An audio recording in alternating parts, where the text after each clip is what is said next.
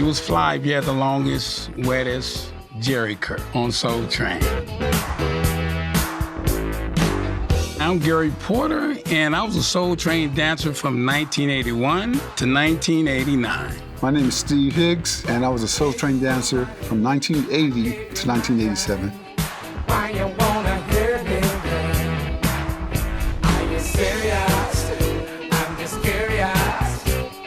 Why you wanna hear me, girl? I was born in Compton, California, the CPT. Raised in Compton, California. I was born in Los Angeles, and I was raised in Compton, California. When I was around about 9 years old, I went to Sacramento.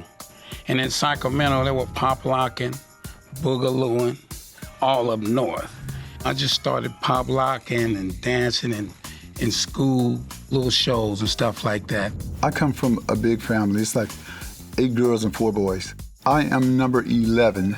My mom used to always play music. Everybody's dancing, and and I just jumped right in there. And I just became pretty well at doing moves, and it was something that I was really interested in.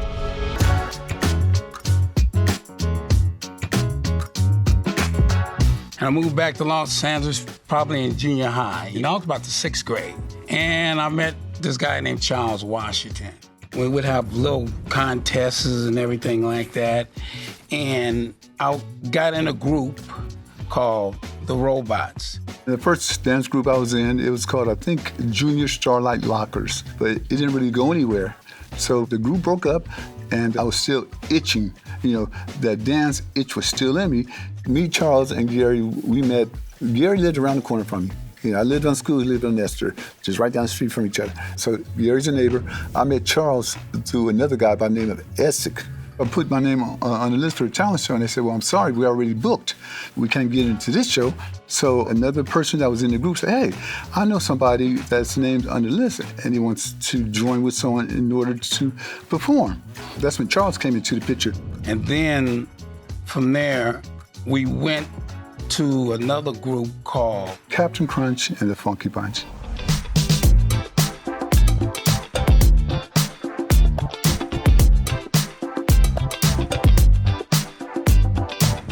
Captain Crunch and the Funky Bunch was a dance group that focused on locking, pop locking, and boogalooing. And now locking is original dance that comes from the Lockers. You had Don Campbell, you had Fluky Lube, you had, all these different dancers and stuff like that. And basically the robot in the group was Slim, and that was my idol at that time. So basically that group right there inspired us when we were younger.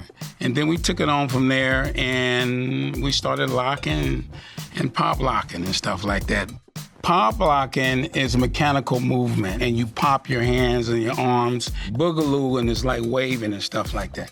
Locking is splits, alphas, shabadoo, scoobops, and all those. Basically, when you used to see Soul Train in the 70s, you saw the Lockers do that. With Tony Basil, you understand, you had Shabadoo and all them in Rerun. That's what they used to do. And that inspired us.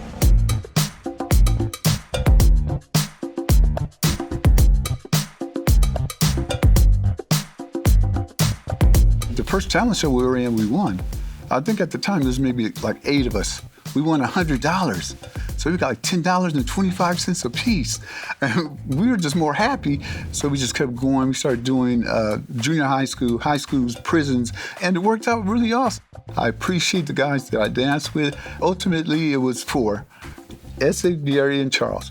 And then Essex, he's really Christian, thank you God. He kind of fell off. So when he fell off, we just kept going. He came to the first taping of Soul Train, and that was it. To be honest, I enjoyed watching the show, but it didn't really cross my mind to even dance on it. Charles Washington. He knew a girl. I guess she liked him or something like that, and she asked him, hey, you should go on Soul Train. And when he went on there, he looked and he said, man, our group can clean up.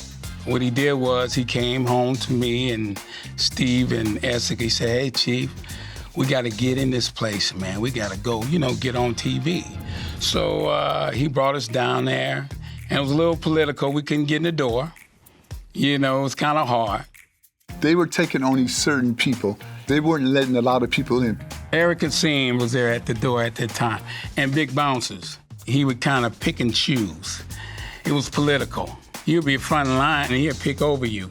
And if you look like some regular cats, they would hold you up. So they would stop us at the door. But Charlie Boy, because he had a nice little woman, he can get in. So it took us a little bit of time. We had to sit in the parking lot a couple of times, but eventually, one at a time, we got in. And when we got in, it was all over because we can dance, But then when we finally got in, everybody loved us.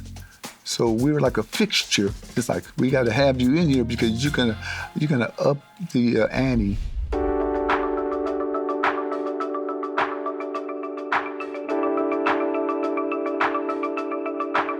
Walking on that set for the first time to Soul Train, I wasn't nervous. I wanted to get on Soul Train for the exposure, but we was a group, Captain Crunch, and you had other crews. So that was our main interest. We wanted to get on there. We wanted to get down with the crews.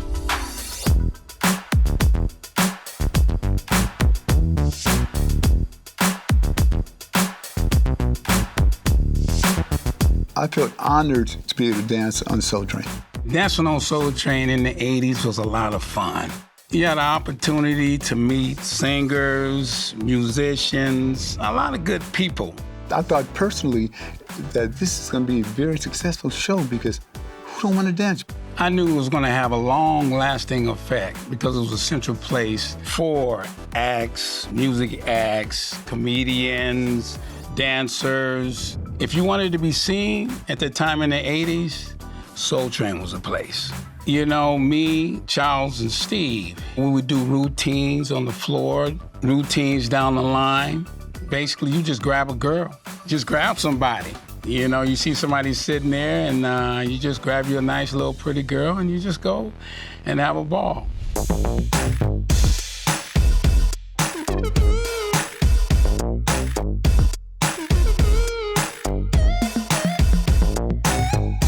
Normally when we perform, we would have a lot of cummerbunds. We would wear cummerbunds, boogie pants. Rerun used to wear them too, they're kind of big. We would kind of wear some clean, like this here, with hats and stuff like that, but we kind of had locking attire. We would wear some of the things that the lockers had, our idols, and that was a cummerbund, and you put your name on it, or it just looked good, it'd make your waistline look good.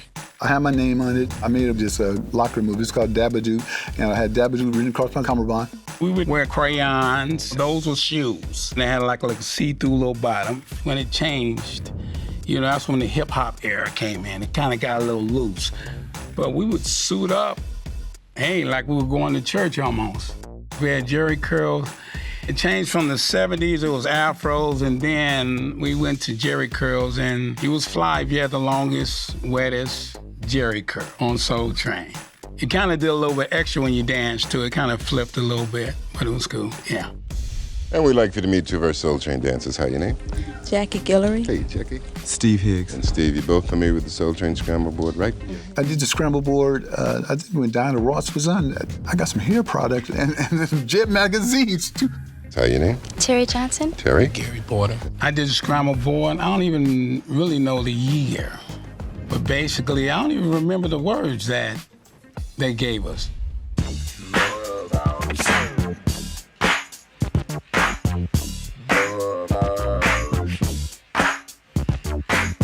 We were an awesome group. I'm gonna say that to everybody.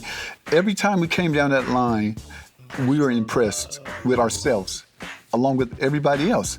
And I heard later on that Mr. Cornelius was telling people that we were the best group to come down the line. Maybe I shouldn't put that on recording, but I'm just going by what I was told.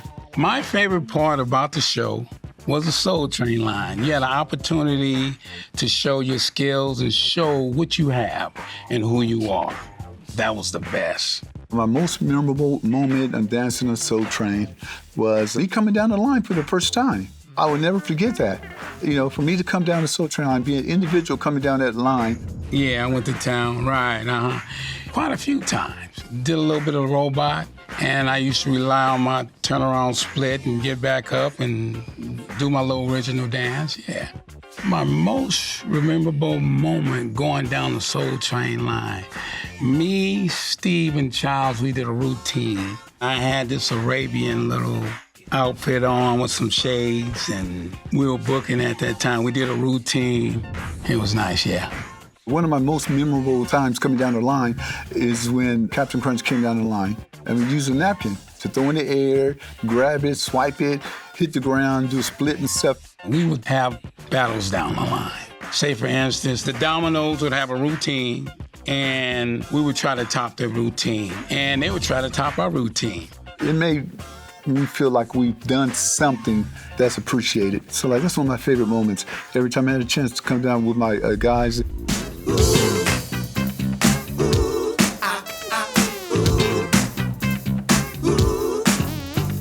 I would say that one of my awesome, most memorable time on Soul Train would be cameo perform. To be that close to them, it felt different. It felt like you're part of their air. Two of my most memorable moments. The first one was Barry White, and that was early on, 81, 82, you know. And then it was Cameo. They cut it. Cameo, that's a bad group. Yeah, they let loose.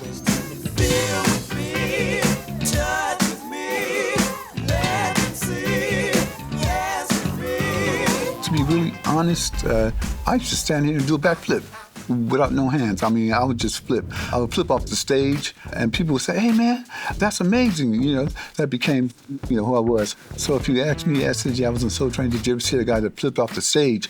And be like, "Backflip off a stage?" It was crazy. So that's my signature. As a group, we would practice a routine, but Charles Washington was one of the main choreographers in our group. So we'll get there, we'll practice on a step for about a week. And at the last minute, I'm talking about we in line, he's right in front of me. He said, "Wait a minute, Gary, we gonna do a schoolbop shabadoo." I'm like, what? He'd change it. As soon as we get out there, sometimes you'll see us kind of mess up a little bit because a lot of times we make the step right then and there, or he'll change it. Everything that we had at the house, we would say, "No, look, we're gonna do this." But yeah, we used to practice a lot. Shit, we used to cut it. Yeah, we were bad. Yeah. A schoolbop is originally a tap move without the taps. So you'll see Shabadoo do it.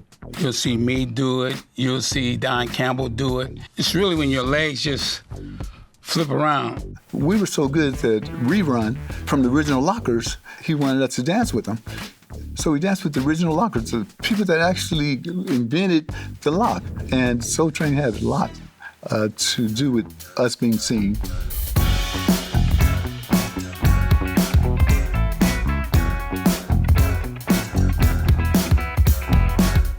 From Soul Train, we was able to get on Solid Gold Hits. Also, we was able to travel to Japan, Osaka and Fukuoka. Good money too, and the exposure got us a lot of opportunities. And we stayed there for about 3 months. Yeah, it was wonderful. Yeah, a lot of opportunities. We did some choreography work for Sidney Poitier, a movie called Fast Forward.